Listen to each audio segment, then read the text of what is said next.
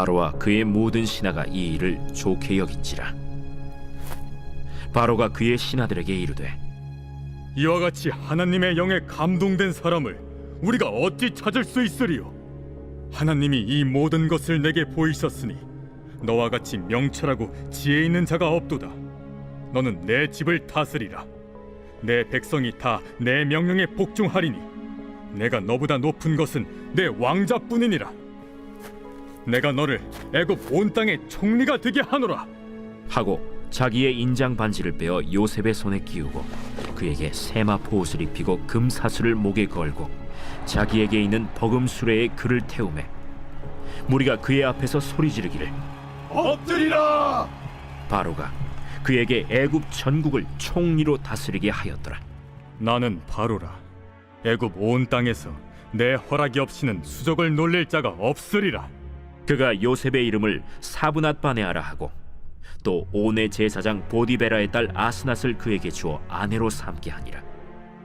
요셉이 나가 애굽 온 땅을 순찰하니라. 요셉이 애굽 왕 바로 앞에 설 때에 30세라. 그가 바로 앞을 떠나 애굽 온 땅을 순찰하니 7해 풍년에 토지 소출이 심히 많은지라. 요셉이 애굽 땅에 있는 그 7년 곡물을 거두어 각 성에 저장하되 각 성읍 주위에 밭의 곡물을 그 성읍 중에 쌓아두매 쌓아둔 곡식이 바다 모래같이 심히 많아 세기를 그쳤으니 그 수가 한이 없음이었더라. 흉년이 들기 전에 요셉에게 두 아들이 나되 곧 온의 제사장 보디베라의 딸 아스낫이 그에게서 낳은지라. 요셉이 그의 장남의 이름을 므낫세라 하였으니 하나님이 내게 내 모든 고난과 내 아버지의 온 집리를 잊어버리게 하셨다. 차남의 이름을 에브라임이라 하였으니 하나님이 나를 내가 수고한 땅에서 번성하게 하셨다. 애굽 땅에 7해 풍년이 그치고 요셉의 말과 같이 7해 흉년이 들기 시작하매 각국에는 기근이 있으나 애굽 온 땅에는 먹을 것이 있더니 애굽 온 땅이 굶주리매 백성이 바로에게 부르짖어 양식을 구하는지라. 바로가 애굽 모든 백성에게 이르되 요셉에게 가서 그가 너희에게 이르는 대로 하라. 온 지면에 기근이 있음에 요셉이 모든 창고를 열고 애굽 백성에게 팔세 애굽 땅에 기근이 심하며 각국 백성도 양식을 사려고 애굽으로 들어와 요셉에게 이르렀으니 기근이 온 세상에 심함이었더라. 할렐루야. 우리 영성교회 성도 여러분, 행복한 목요일 아침입니다. 오늘도 하나님의 말씀으로 승리하시는 귀한 하루가 되기를 축복합니다. 오늘 창세기 41장에 드디어 요셉은 바로의 모든 정권을 위임받아 실제로 애굽의 경영과 통치를 한 손에 거머쥔 총리가 됩니다. 이때 그의 나이가 몇 살인가요? 30입니다. 과연 가능한 일이었나? 불가능한 일이었죠. 그러나 하나님이 함께 하시니 된 줄을 믿습니다. 오늘 바로의 말을 주목해 보세요. 38절 말씀입니다.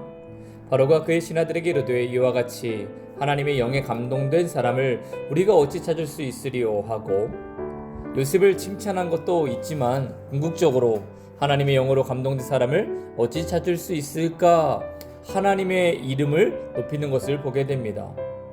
요셉이 총리가 된 이 일이 바로 바로에 의한 것도 아니고 요셉 본인 때문도 아니고 하나님이다 라는 것을 우리에게 보여주시는 거죠. 오늘 그 하나님이 저와 여러분들과 함께 하십니다. 내 인생의 주어가 내가 아니라 하나님이 되신다면, 내가 하나님의 말씀대로 믿음으로 고백한 대로 살아가기만 한다라면 우리는 어떤 일에도 어떤 환경 속에서도 무너지지 않고 새로운 소망의 미래로 나아갈 수 있는 것입니다. 하나님께서 요셉을 높이셔서 42절 말씀을 보니까 바로가 자기의 인장 반지를 빼어 요셉의 손에 끼워 주었다라고 말합니다. 이게 무슨 뜻인가요? 누가복음 15장에도 보면 돌아온 탕자에게 아버지가 뭘 뺏어주죠? 반지를 빼서 손에 끼워줍니다. 아들로서의 그 지위를 회복한다는 말입니다. 고대 사회에서 인장 반지를 빼어 손에 끼워줬다? 이 말은 이제 너는 나와 동등한 권한을 가진 존재라는 뜻입니다. 방금까지 요셉은 감옥에 있었습니다. 죄수였습니다. 그런데 그의 인생에 순식간에 큰 변화가 일어납니다. 44절 말씀, 바로가 요셉에게 이르되 나는 바로라 애굽 온 땅에서 내 허락이 없이는 수족을 놀릴 자가 없으리라 하고 요셉의 허락이 없이는 그 어떤 자도 손발을 움직일 자가 없을 것이다. 얼마나 막강한 권력입니까? 그리고 45절에 보면 요셉의 이름이 애굽식으로 바뀌게 됩니다. 사브넷 바네아. 이름의 뜻에 대하여서는 여러 의견이 있지만 생명의 부여자 혹은 생사 문제에 있어서 신과 같은 권능을 가진 자라는 뜻의 애굽식 표현일 것입니다. 이 이름이 갖는 신학적 의미가 있죠. 그것은 요셉이 예수 그리스도의 예표이기 때문입니다. 요셉이 구덩이에 던져져 죽임을 당할 뻔했고 은 20에 팔려 고난의 종이 되었고 결국은 야곱의 아들들 즉 이스라엘을 기근에서 구원해낸 것처럼 예수님은 은 30의 십자가에 넘겨졌고 죽음으로써 오늘 인류를 구원하셨죠. 오늘 요셉의 이름이 세상의 생명의 부여자로서 드러나게 된 것입니다.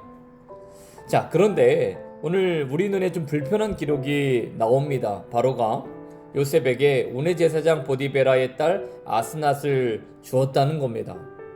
하나님의 사람이 우상을 가장 높은 곳에서 숭배하는 제사장의 사위가 되게 생긴 것입니다.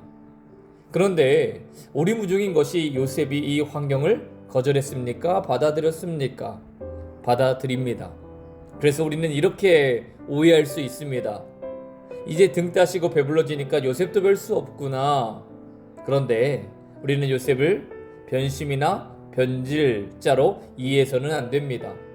요셉이 이 상황을 기꺼이 수용한 것은 하나님의 커다란 계획과 구원사적 섭리 속에서 자신이 해야 할 일이 무엇인지를 깨달았던 사람이기 때문에 그렇습니다.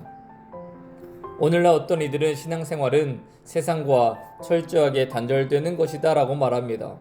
그러나 여러분 로마서 12장 2절 말씀을 보세요. 너희는 이 세대를 본받지 말고 오직 마음을 새롭게 함으로 변화를 받아 하나님의 선하시고 기뻐하시고 온전하신 뜻이 무엇인지 분별하도록 하라. 진짜 신앙은 세상을 완전히 등지고 사는 것이 아니라 믿음의 중심과 가치를 붙들면서 세상과 섞여 살아가야 하는 것입니다. 그리고 그 세상 속에서 하나님의 선하시고 완전하신 뜻을 성취하며 살아가는 것이 참 신앙입니다. 오늘 요셉은 애굽이라는 거대한 세상의 물결 속에서 이방신을 섬겼다던가 여호와 하나님에 대한 신앙이 흔들렸다라는 기록이 없습니다. 그는 끝까지 일관되게 하나님을 붙들고 믿음으로 살아갔습니다. 그리고 드디어 요셉이 아들을 낳습니다. 51절 요셉이 그의 장남의 이름을 므낫세라 하였으니 하나님이 내게 내 모든 고난과 내 아버지의 온 지비를 잊어버리게 하셨다 하미요. 첫 아들을 낳고 그 이름을 하나님이 모든 고난과 내 아버지의 온 지비를 잊어버리게 하셨다라는 의미의 므낫세로 짓습니다. 그러니까 므낫세를 낳기 전까지 요셉도 실제로는 형들에게 버림받았던 상처, 억울하게 감옥 간 일들에 대해서 상당히 괴로워했다라는 거죠. 그러나 이제 하나님께서 그 모든 괴로움을 잊게 하셨다. 자, 그리고 둘째 이름은 어떻게 됩니까? 52절 말씀입니다. 차남의 이름은 에브라임이라 하였으니 하나님이 나를 내가 수고한 땅에서 번성하게 하셨다미었더라. 이 말씀을 보면 하나님께서 창세기에 인류에게 하셨던 첫 번째 명령이자 사명, 생육하고 번성하여 땅에 충만하라. 홍수 심판 이후에 노아에게 하셨던 명령, 생육하고 번성하라. 이 말씀이 성취되고 있음을 보게 됩니다. 그리고 창세기 47장에 가서도 알겠지만 야곱의 자손인 이스라엘 백성들은 실제로 애굽의 고센이란 땅에서 생육하고 번성하게 됩니다. 자, 이제 온 천하가 점점 요셉의 지혜로운 경영을 통해 몰려들기 시작하는 것을 보게 됩니다. 요셉의 이름이 사분의 바네아라고 바뀌었던 것처럼 생명의 부여자로서의 삶을 살아가게 되는 것이죠. 하나님께서 요셉을 통해 죽음과도 같은 기근에서 사람들을 살려내고 궁극적으로는 아브라함과 이삭과 야곱을 통해 성취하고자 하셨던 그 하나님의 나라 백성을 구원하는 일이 시작되는 겁니다. 창세기 42장 1절 말씀, 그때에 야곱이 애굽에 곡식이 있음을 보고 아들들에게 이르되 너희는 어찌하여 서로 바라보고만 있느냐. 요셉의 정책이 단지 애굽 사람들만 구원해낸 것이 아니라 하나님은 이 기근을 통해 누구와 누구의 만남을 준비하고 계시는 겁니까? 바로 요셉과 야곱의 만남을 이 역사의 틈바구니 속에 집어넣는 것입니다.